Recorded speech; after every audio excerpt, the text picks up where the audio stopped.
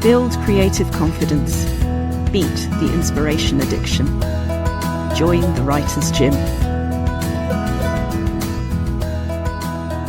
Dr Kim Fleet's work in Indigenous land rights in Australia inspired her first two novels, Sacred Site and Featherfoot. She then turned to crime closer to home and wrote the series of novels Paternoster, Holy Blood and Devil's Chimney, set in Cheltenham and featuring feisty private investigator Eden Gray. Over 8 of her short stories have appeared in magazines in the UK and Australia, including People's Friend, Woman's Weekly, Take a Break, and That's Life Fast Fiction. She has won or been shortlisted in over 20 literary competitions, including the Ascham Award. She's written 24 articles on social history, genealogy and well-being for magazines including Discover Your Ancestors, Family Tree magazine and Planet Mindful. She also wrote 2 monologues for the End of the Line podcast about women who choose not to have children. Kim has an MA and PhD in anthropology and MAs in English literature and screenwriting. She enjoys gardening, patchwork, exploring old buildings and reading historical true crime, and you can find her on Instagram at Kim Fleet and Substack outbacktopaperback.substack.com. Kim, in our adventures as you're a member of the Writers' Gym, one of the things that I found out is that you changed the law in Australia, which hasn't made it to the bio. Yes, it hasn't made it to the bio because it was very much a team effort. But yeah, I was working in native title land rights in Western Australia. My background's in anthropology and I had a particular interest in national parks, and my boss sort of put me in charge of our organisation's work in national parks in the whole of the Yamadji and Pilbara areas, which was absolutely massive. And at the time, Indigenous people in Western Australia had no rights over national parks that were in their traditional country. So in places like the Northern Territory, they had lots of rights, and there were places like Uluru and Kakadu where they owned the land that was a national park. But in Western Australia, they had to pay park entry fees. If they wanted to enter the national park, they weren't allowed to camp there, take in dogs. They weren't allowed to hunt or collect medicines, all sorts of things that Indigenous people want to do on traditional country. And I didn't think that was right. And I started working very closely with the conservation people who ran the national parks to say, look, I think Indigenous people should be involved, and they have lots of things to say about the way the land is managed. And actually, you've got the same interests in common. And this ended up with me being part of a small group of people across Australia who wrote a white paper saying, look, this is how joint management, where Aboriginal people are really heavily involved in the managing and control of national parks, this is how it could happen in Western Australia. And we had a deadline, and time ticked on and time ticked on, and the person who was supposed to be writing it didn't do it. So I wrote the white paper that went to the minister to say, this is what we think should happen. And a long time afterwards, it became law. How did you get from the white paper has gone into finding out it had become law? I was Googling it. I'd see whatever happened to that, whatever happened to that. In the meantime, what I'd done, okay, so let's just kind of salami slices. And so I was working with local conservation agencies, and they were writing a new plan of management, and very kindly said, would you like to write the Aboriginal components? I was all right, okay, let's just write this as a joint management plan. So I'll just knock that one off. Yeah, I was very feisty in those days. I sort of really passionately believed in the work that I was doing. I was quite a troublemaker. The nicest compliment I've ever had in my entire life was when someone at the very top of a conservation agency in Australia said to me, if they'd known how much trouble you were going to cause, Kim, they never would have given you a visa. And I just think, yeah, great, job done. Do you know, it's so interesting hearing you say that, because I haven't always been a fan of the word feisty for the reasons that we all know, that you never hear a male protagonist called feisty, but maybe there is a quality in it that does appeal, or that gets things done in a certain way in a certain situation. Is that what appeals to you about it? A friend of mine has a phrase which is, sometimes you're playing with a straight bat, and I quite like that phrase. And it makes me think sometimes, okay, if you can't do it with a straight bat, can you do it in a devious way? And sometimes you can do things in a more roundabout way, and sometimes a slightly devious way. Yeah, and it is has a lot of parallels for wider life as a freelance writer, what you're describing, doesn't it? Because you kept coming back, you saw what needed to be done, and you kept badgering. Yeah, exactly. I think just sort of thinking about it in terms of writing, sometimes we wait for permission. And we wait for permission from somebody else. And actually what we need to do is give ourselves permission or create the opportunities for ourselves. And I can't achieve what I want to do this way. Okay, I'll try it another way. It never ceases to make me both cringe and laugh at myself and most of humanity that we are 9 times out of 10 still waiting for an adult to do it, or think that if it were going to be done or deserved to be done, a proper adult would have done it. Yeah, I don't think there's ever a point in your life when you realise that you're the grown-up. And those instances where sort of you do have that feeling of, oh, actually, I am the grown-up in this situation, I should know what to do, are always a little bit of a shock. It's lovely hearing guests say that, because for every person who I invite and who does come to the Writers' Gym, there's a couple who've said they won't be a proper writer until they've done their next book, or until they've written in that genre, or until this, that and the other. And it's so human, but it's a sad thing at the same time that we can't do that imaginative jump, that actually we're already qualified. And I love reading a biography like yours, where I can absolutely see how the passions and the life experience have fed into the writing, and the writing has led into the passions and the life experience. We started by talking about Australia. Would you be up for taking us on a little tour of how life and fiction and non-fiction went for you? Yeah, sure. How far back do you want me to go? Because I'm quite old. Well, actually, now there is a separate argument again about the idea of adults. Yeah. Are we though? So I'll give you one example I heard the other day when we had Victoria Dowd, the crime writer here. She mentioned an early example of taking Agatha Christie off her parents' bookshelf and reading it and going, oh, and that was when the curiosity and the sense of wanting to be part of something maybe that was a moment. Did you have moments early on where the writer was sort of hearing the call? For me, it's, I blame my father for this. We were a very bookish family. So library books, a house full of books. We had a big house, and there were books in every single room. And I think there were books on the landing as well. We were that kind of family. And at 9, my dad gave me a copy of a book called How to Write a Novel. And it was aimed at children, but it was how to write your own novel. And I read this, and for the first time in my life, it dawned on me that all these books I loved reading were actually written by somebody. And so with the confidence of a 9-year-old, I thought, okay, well, that could be me. That'll be me. And so I wrote my first novel at 9, and it was fabulous. It was very heavily influenced by Enid Blyton, and it was about 3 children and their dog. I don't know what the dog had to do with anything, frankly.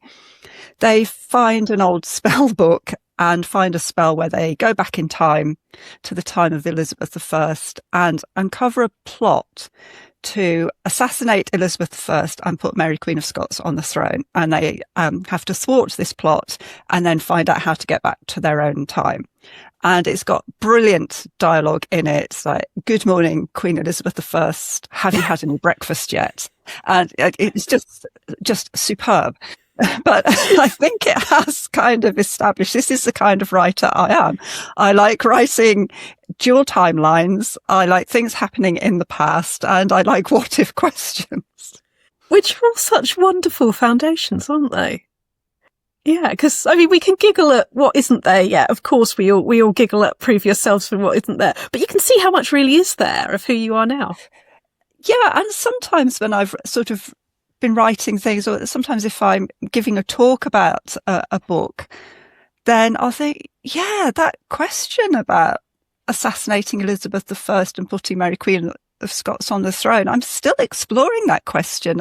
But this idea of what's happened in the past and how it influences or is still going on in some way in the present is something that I just write about time and time again. And if I think about it now in terms of what I was doing in Australia, where I was working in land rights, what happened in the past is determining what happens now. Have people maintained their connection with their country? Can they prove that they've maintained that connection back to 1827. And that's sort of, well, on the basis of that, the government will decide whether or not they can do certain things on what is their traditional country. So this idea of the past is very, very alive in the present for me. And that absolutely speaks to why being a historical novelist appeals to you. You've had a lot of success in short stories as well as novels. Yeah. Is the experience very different for you? Yes. So I'd written a lot of commercial short stories for the women's short story magazines, and they're absolutely brilliant fun.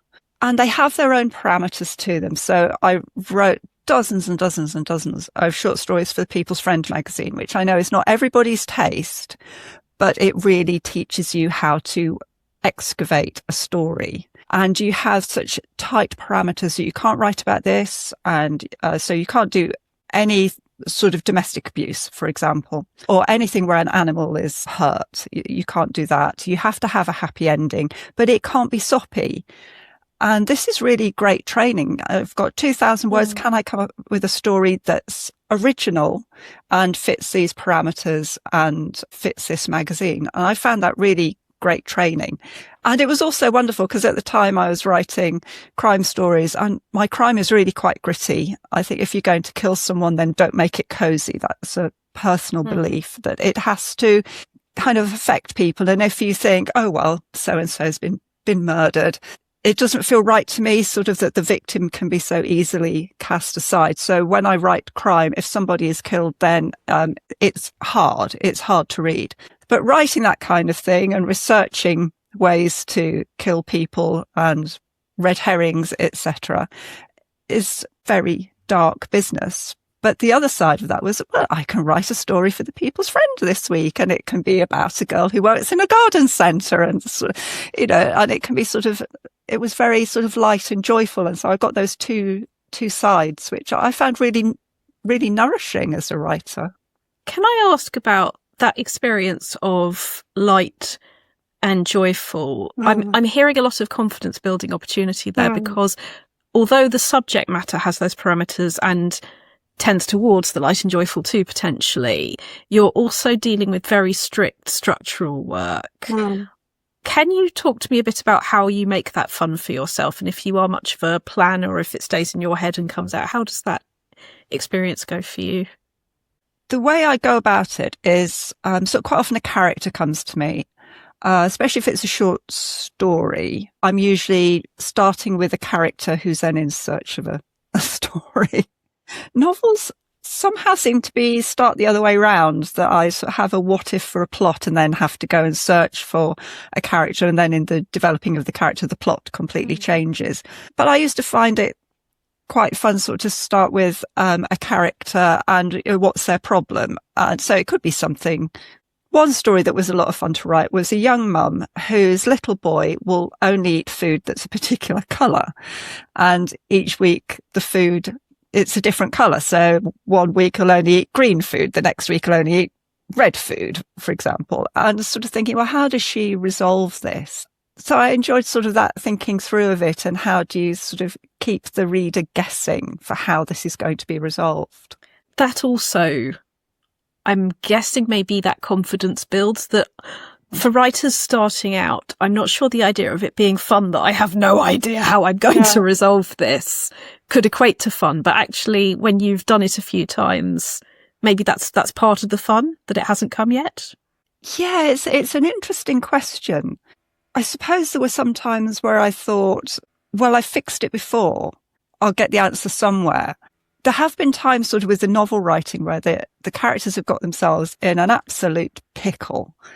And I've just gathered them together and said, you got yourselves into this. I do not know how to get you out. You have got to come up with something. And then I need to take myself out of it. And I do this with the short stories as well. As I don't know how to fix this. So I'm really keen on gardening, and I like walking, and I like exploring old buildings, and I do lots of handicrafts. And there's something very repetitive and meditative about all of these hobbies that just sort of creates a bit of space where the character's voice can sort of come in and say, oh, well, I could do this, or what if this happened? And just it starts to just sort of emerge. So a potential solution that then I can start playing with. We were talking about the different experiences of short stories and novels. And I love that example of how for a short story, it's a character in search of a circumstance, of a plot. And with a novel, it's a plot in search of characters. It's really lovely the way that you clearly know that that is your process. Are there any habits that work for you in terms of either starting the writing, making sure the writing finishes, coming back from the garden, knowing what's actually good time off and what is procrastination? What's been good for you writing habits wise? I'm giggling because there have been times when I've been out and just suddenly had a flash of inspiration. So, oh, I know how to fix it. And so I'll ring my home telephone number to leave a voicemail message.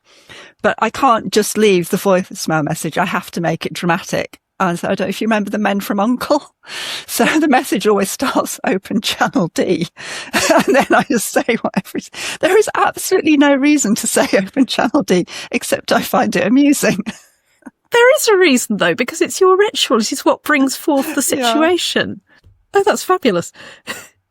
The way I go about it with novels is I do lots of exploring the character.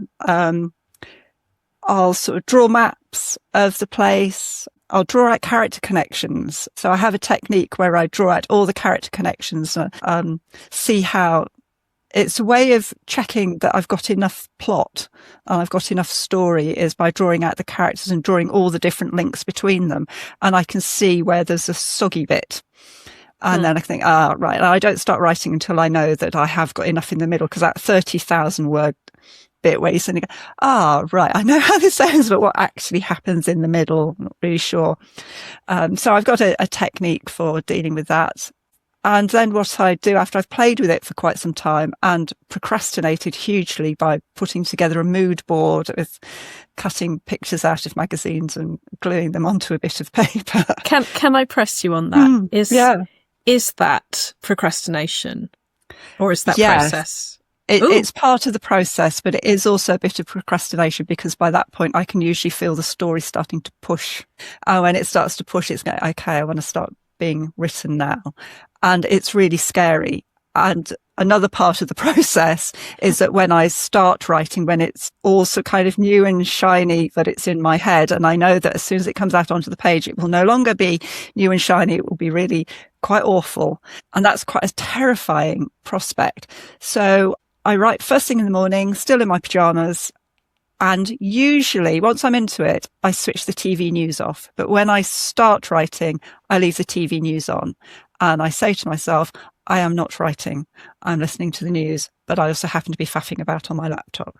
And that's how I get into it. That's such a powerful way, isn't it? That it doesn't count. It doesn't count. It doesn't count. Oh, I'm already there. Rather than do I have time, which is when people don't do it. Yeah. It's a beautiful example. So we met originally when you came to one of my workshops, and you've now been a member of the Writers' Gym for a good long while, which is an enormous pleasure. In terms of how writing coaching has added to this for you, what's been valuable? What's been interesting? There's been so many different aspects to it that I found, I think, surprising at first. And the first thing was just that finding my tribe.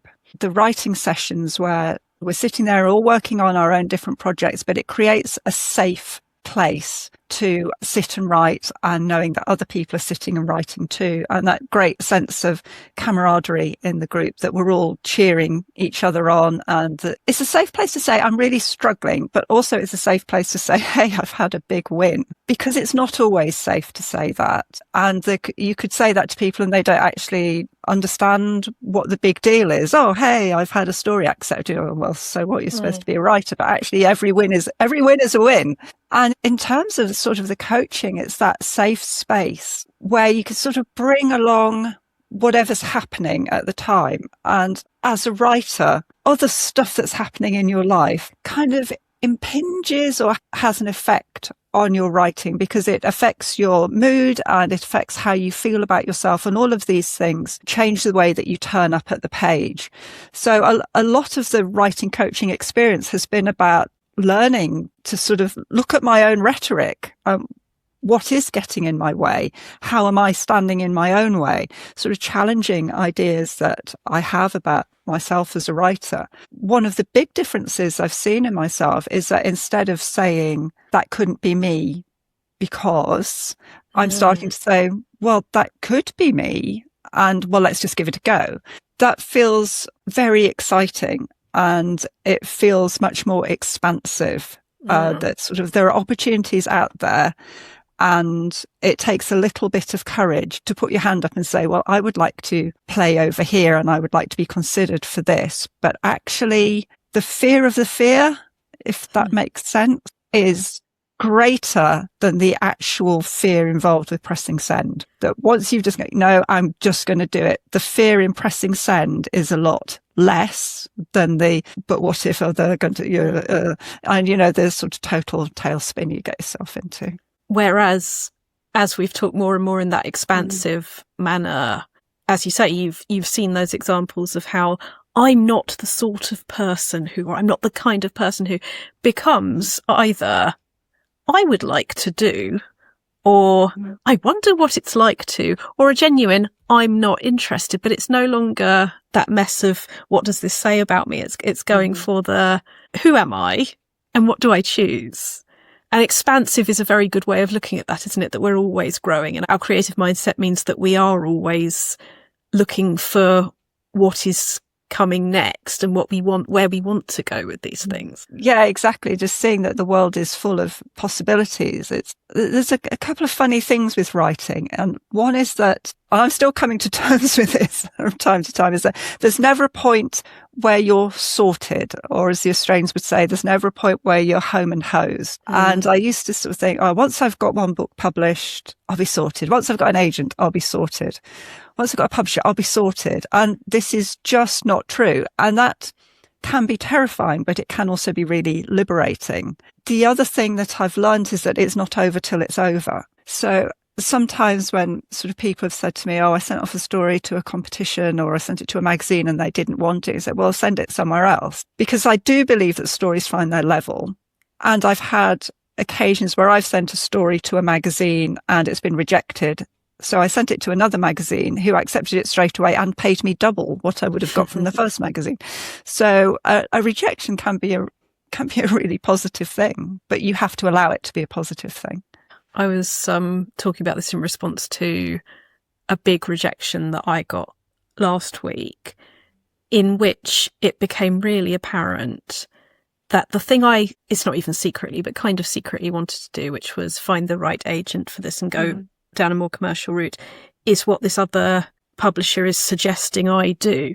So it's a wonderful thing that they agree with what I actually realise I want. If there were a big red button in front of me where I could go, can we just have this sorted now? Just press the button and it be sorted. Of course I'm going to want to press the button, but actually, as you have repeatedly found, there's often something not just shinier, but more relevant around the next corner. I mean, rejection is hard. Sometimes people say to me, how do you deal with rejection? And I'm very, very grown up about it. And what I do is I throw the manuscript on the floor and I jump up and down on it. And that is a technique that I learnt when I was at university and I got a mark. Dyspraxics don't do that, will fall. So when I was at university, if I wrote an essay and the mark I got I didn't think was high enough, or there was a comment on it that I disagreed with, I would just throw it on the floor and jump up and down on it. And it's a technique that works for me, and I still do it. Well, it's very somatic, isn't it? Yeah, it just releases all of that. Yeah. And then you realise, for God's sake, woman, what are you doing? You're jumping up and down on a piece of paper, and it just releases it, and it forces you to acknowledge that you're upset. And then once you've acknowledged your feelings, then you can examine them. You can give them space to be your feelings rather than being squashed back down and sort of, well, you always know that you're going to be rejected and these are the things that happen, blah, blah, blah. And that's all sensible voice. And actually what you need is I'm hurt voice for a little while. And I'm hurt voice doesn't last for nearly so long if you've jumped up and down on the offending article. That's such a great visual example, because the ways that people think rituals need to go, which can involve harm to the self, be it through alcohol or whatever, that, this is the ritual we're supposed to go through. Actually, the personal rituals, the summoning rituals to accept the feeling or to bring the creativity in, are so damn personal when they work. And it's not about blaming yourself. It's not about punishing yourself. It's about utilizing yourself. And I truly love that as a visual. Like, I can see that beginning in studenthood and going, well, do you know what? This works, and bringing it forward. I'm not kidding. As a dyspraxic, I'm not going to do that with a physical copy, because I have a very strong suspicion that what would happen is I would fall over. But I do love it. I love it as an idea. Does it scare the cats? They're always sort of very sniffy about me as a writer anyway. Sort of, it's, why are you occupying? Because I sit on the bed in my pajamas writing. And it's, so why are you still occupying the bed? This is my turn. Then they walk across the keyboard. Yeah, then they loll around on the keyboard. Then they're just not that helpful as assistants. I have this image in my head though, sort of, will I still be writing in my 80s? Will I still be jumping up and down on bits of paper? It just occurred to me at one point in my future life, I might have to rock up to A&E with a fractured pelvis saying, I got a rejection. Kim, I beg you to take that as a short story idea. It's cool, isn't it? I think that is my example of the day of anxiety and creativity. And even when it's not active anxiety, it's concern about the future. And the what ifs going down the anxiety route instead of the creativity route, as if there were a different thing. And that is a wonderful story. And actually, if I may say so, I take that as a really strong image of success, that if I am enjoying and getting furious and upset about my writing life that is important to me now, I would love to know that pattern is going to continue. Yeah, exactly. I can imagine that I will be like my mum and will have completely white hair by that point. But yeah, the thought that I'll still be able to jump up and down and we'll still be writing and we'll still be thinking of ideas and we'll still obviously think that I know better than any publisher. It's just really appealing. That is a strain that I think we all need to keep tuned, because there will be rejection, because we won't be suitable for everything, or just plain numbers mean that we don't get everything. But that sounds so damn healthy. You came to Substack relatively recently, and you and I have talked about this within sessions. Do you want to tell people a little bit about that? I was looking for a platform where I could just write about what I was interested in, and just sort of to express some ideas about things that are happening to me, and also just to tell some fieldwork stories, frankly, because I lived in Australia in some very remote communities for 5 years altogether. And it was a very interesting experience. And I just wanted to sort of share some of those stories and then sort of reflect on writing life. And it's a bit of a commonplace book, really, in that it's just, what am I interested in at the moment? Okay, well, it's my Substack. I'll write about it. And as well as Substack, another thing that is relatively new, or I don't know if new, but you've taken new steps with, is your career as a manuscript advisor and editor. And I mean, like me, you are an active poster girl for the Jigsaw career, that, we are writers, we have editorial or coaching or other hats going on. Yeah. It would be lovely to hear a little bit about how your writing life works, because writing is a big part, but it's not the only part. Do you want to talk about all of the other bits? Yeah, well, so like many creative people, I do lots of bits, and I find that sort of for writing a novel or short stories, there are only so many hours in the day that I can have that level of creativity and just pure concentration on it, and that my brain needs something else to think about. And so I do some book coaching, typically with business owners who want to write a book as part of their marketing toolkit or to reach more clients than they could working one-to-one. And I started doing that a few years ago, and clients were saying, oh, well, I've written something, but I don't know if it's any good. Could you have a look at it? And so I started reading manuscripts and offering feedback. And this has sort of developed into offering my services as a developmental editor for nonfiction. And I love nonfiction because it's the structure of it. It's that analytical part of my brain that gets to look at a manuscript and say, okay, this is what it's trying to do. Is it achieving that? How is the structure supporting it? Where could it be strengthened? Where's it looking a bit thin in the argument? And how could that be addressed? Then, of course, there's the challenge of how do you express that in a way that the author thinks, I know exactly what she means. I do have some material and I can add that. So it feels like a very nurturing process, that there's two people almost with this newborn baby that is the manuscript and there's the author and there's me saying, okay, so this is how we look after it and how we make it grow up big and strong. And as ever, it's working so much from the objective of the client. You first need to know, as you say, what is this here to do?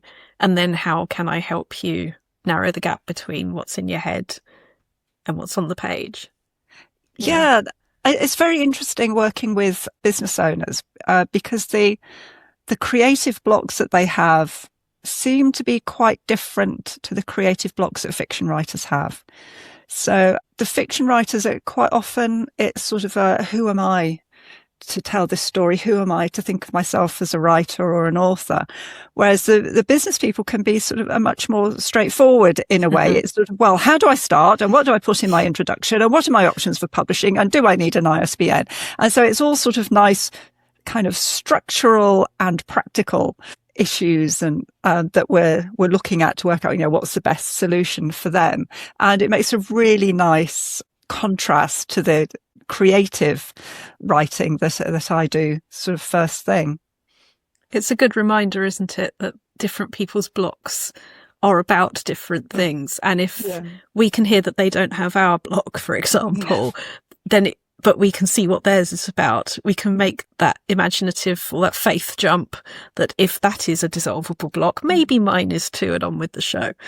Yeah, it's a good way of looking at it, actually. That sort of if you were a business person looking at yourself as the creative writer, that they would be saying, well, just write it.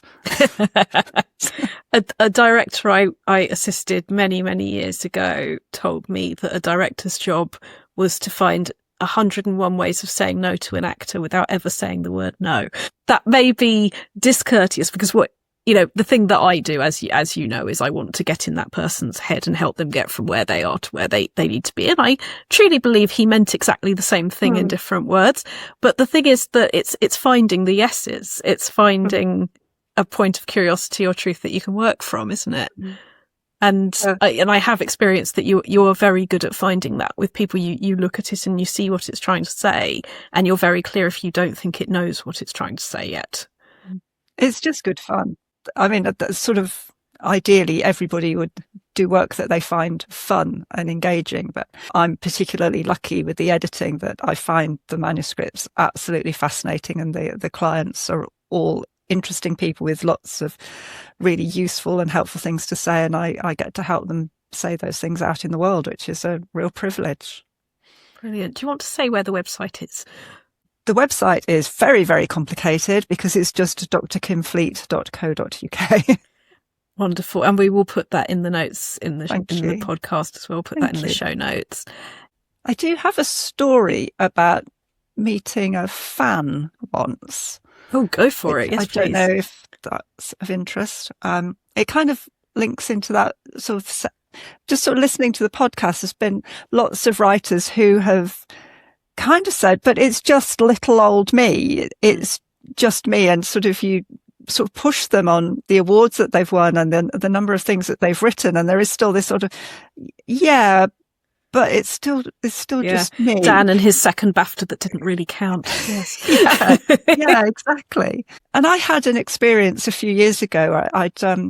Paternoster had been published, and it's set at a very prestigious Cheltenham boarding school. And everyone has an idea about which school this is in real life, and it isn't any of them in real life. And I got an email from somebody who wrote to me and said, can you settle an argument between my wife and my mother?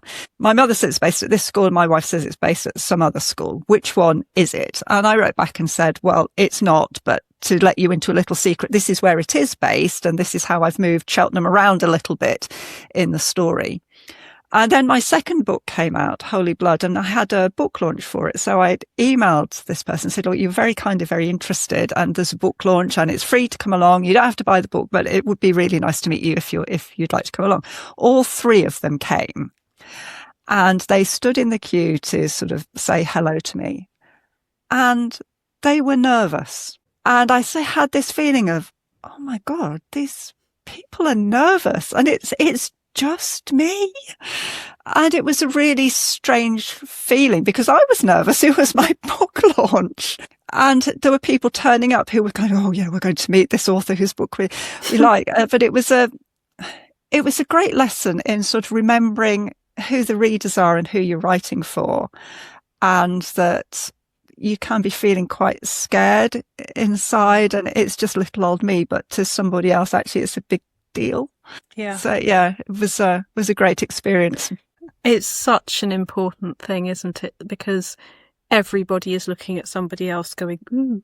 And in order to know that we're doing it about somebody else, we need to acknowledge that somebody might be doing that about us, and that's okay too, that we're all contributing. It's a really lovely thing. Thank you so much, Kim. It's really lovely. Thank you, Rachel. Dr. Kim Fleet, thank you for joining the Writers' Gym.